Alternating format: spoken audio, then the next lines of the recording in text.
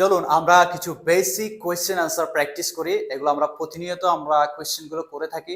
ওকে, আমি এখানে লিখেছি তোমার নাম কি, তুমি কোথায় থাকো, তোমার পরিবারে কে কে আছে। ওকে, প্রথমে প্রশ্নগুলো পড়ি।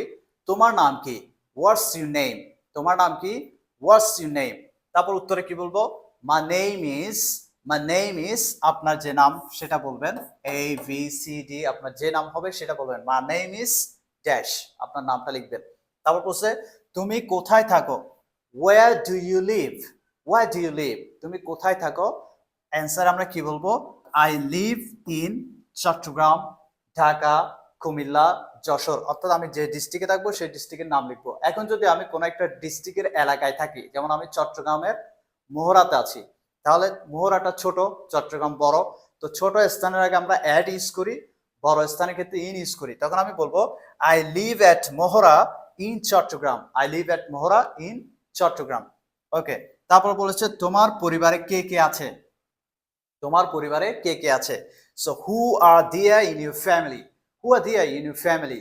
হু are there in your family? তোমার পরিবারে কে কে আছে? সো বলবে, উত্তরে কি বলবেন? দেয়ার আর মাই, দেয়ার আর আছে, দেয়ার আর মানে কি আছে, মাই আমার, প্যারেন্টস কমা দিয়ে brother sister, there are my parents brother sister. আর যারা যারা থাকবে তাদের নামগুলো লিখে দিবেন। ওকে, তাহলে আমরা আরেকটু প্র্যাকটিস করি। What's your name? My name is A. Where do you live? I live in Chattogram. Or if you live in a region under Chattogram, then you will say, I live at Mohora in Chattogram. তারপরে কি বলেছে? Who are there in your family? There are my parents, brother, sister in my family.